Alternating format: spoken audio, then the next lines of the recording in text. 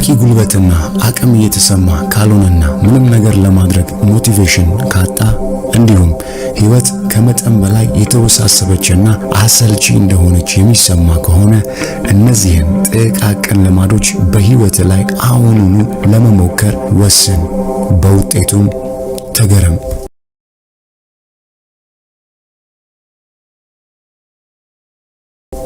በቅርቡ ይፋ በሆነ አንድ ጥናት መሰረት ዘውትር ከእንቅልፋቸው በተመሳሳይ ሰዓት የሚነቁ ሰዎች 13 ከመቶ የሚሆኑት በግል ህይወታቸው ደስተኛ ሲሆኑ 45 ከመቶ የሚሆኑት ባላቸው የፋይናንሻል ሁኔታ እየረኩ ናቸው።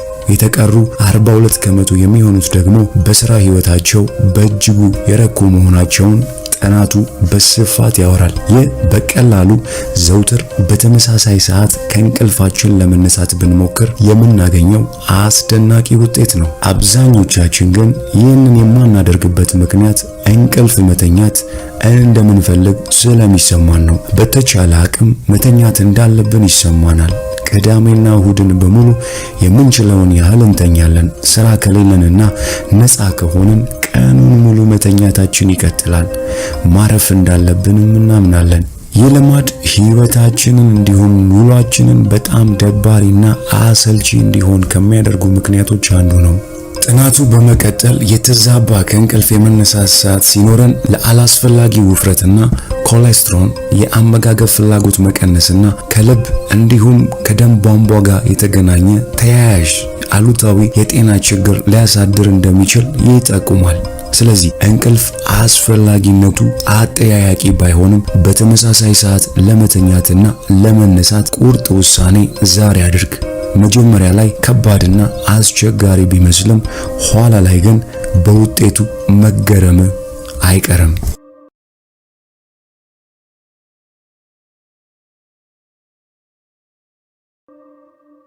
ይህ በጣም ትንሽ ለውጥ ስልካችን አሰልቺ ስክሪን እንዲኖረው በማድረግ ከስልካችን ጋር ያለን የስክሪን ቆይታ እንዲቀንስ ያደርገዋል። ምክንያቱም አእምሯችን ለግሬይ ስኬል ሞድ ስለማይሳብና በአጭር ጊዜ ስለሚደነዝዝ ነው። ይህም ስልካችንን በመጠቀም ማንኛውንም ነገር ለማከናወን እንዲያስጠላን በማድረግ ከስልካችን ጋር ያለን ቆይታ እንዲቀንስ ማድረግ እንችላለን። ይህንንም ለማድረግ በስልካችን ላይ ግሬይ ስኬል በማለት ሰርች ባሩ ላይ በመጻፍ ግሬይ ስኬል የሚለውን ኦን በማድረግ ብቻ ስልካችንን ወደ ግሬይ ስኬል መቀየር እንችላለን። ይህ ድርጊት ቀላልና ትንሽ ቢመስልም ውጤቱ ግን አስገራሚ ነው። ብዙዎቻችን ብዙ ጊዜያችንን የምናባክነው ስልካችን ላይ የማይረቡና የማይጠቅሙ ነገሮችን በማየትና በመመልከት ነው። በዚህ መልክ የሚባክኑ ጊዜያቶችን በግሬይ ስኬል ሞድ ወደ ጠቃሚነት መለወጥ እንችላለን። ይህ በጣም ቀላልና ትንሽ ልማድ በማግስቱ ማለዳ ጥሩና የተሻለ ስሜትን የሚፈጥር ተግባር ነው።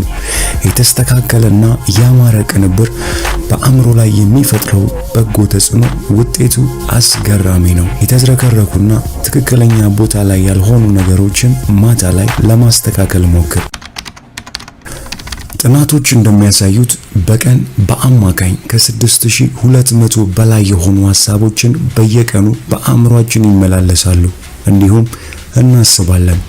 ከነዚህም ሐሳቦች 80 በመቶ የሚሆኑት አሉታዊና አፍራሽ ሲሆኑ ይህም ብቻ ሳይሆን እነዚህ ሐሳቦች በራሳችን ዙሪያ ላይ የሚያጠነጥኑ ናቸው። ከነዚህም በራሳችን ዙሪያ ከሚያጠነጥኑ ሐሳቦች መካከል ዲሲፕሊንድ አይደለሁም፣ አመጋገቤ ልክ አይደለም፣ ስራን ዘውትር በማሳደርና በማርፈድ የታወቅኩ ነኝ፣ የማስበውን ነገር ማሳካት አልችልም፣ ያቀድኳቸውን ነገር መፈጸም አልችልም በሚሉ አፍራሽ ሐሳቦች የተሞሉ ናቸው። እነዚህ አሉታዊና አፍራሽ ሐሳቦች ማንነታችን ወደ መሆን ያድጋሉ። ይህም ራሳችንን ከምናይበትና የተሳሳተ አመለካከት የመነጨ ነው። በቀላሉ ግን እነዚህን ኔጋቲቭ ሐሳቦች በአዎንታዊና መልካም ሐሳቦች መተካት መቻል ውጤቱን የተለየ ያደርገዋል። በቀን የምናስባቸውን ሐሳቦች 80 ከመቶ የሚሆኑት አዎንታዊና በጎ እንዲሆኑ ሆን ብለን ብናስባቸው እነዚህ ሐሳቦች ድርጊታችን ላይ በመንጸባረቅ ልማድና ባህሪ ወደ መሆን ያድጋሉ። አስበዋል? ይህ ድርጊት በህይወት ላይ የሚፈጥረው ለውጥ ምን አይነት በጎ ሊሆን እንደሚችል እመነኝ፣ ውጤቱ አስገራሚ ነው። ስለዚህ 80% ህግን በመጠቀም በቀን ከምታስባቸው ሐሳቦች 80% የሚሆኑት በጎና አዎንታዊ እንዲሆኑ ሆን ብለህ ትኩረትን በማድረግ ስራ።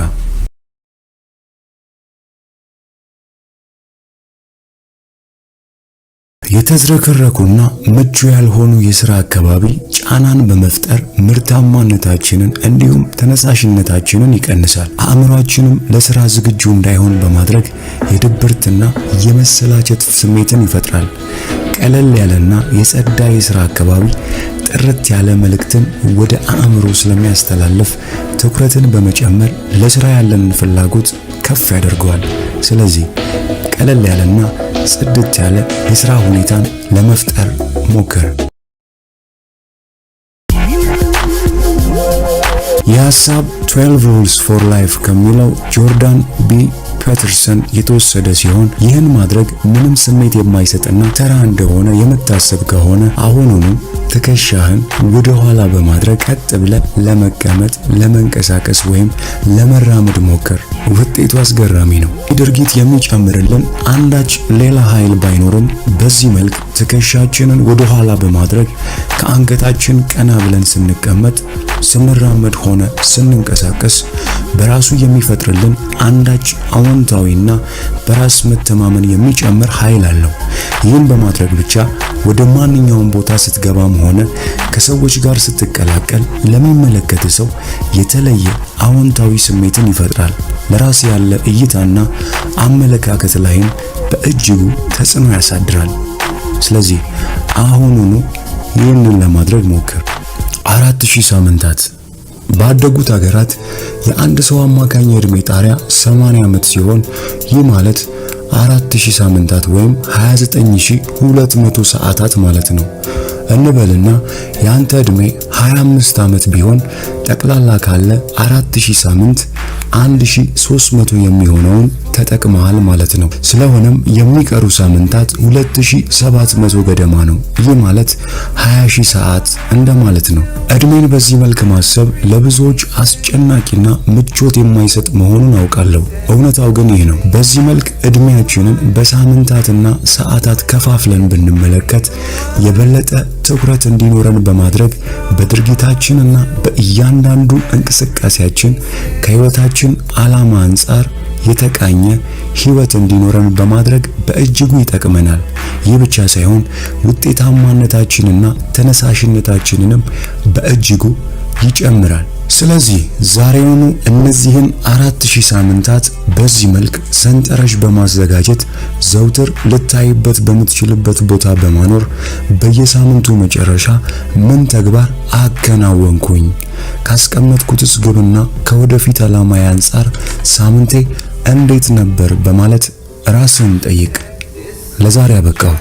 ሁሌ እንደምለው አዲስን ነገር መስማትና መናገር እንልመድ። ለዚህ ቻናል አዲስ የሆናችሁ ይህንን ድንቅ ቤተሰብ ሰብስክራይብ በማድረግ እንድትቀላቀሉ እጋብዛችኋለሁ።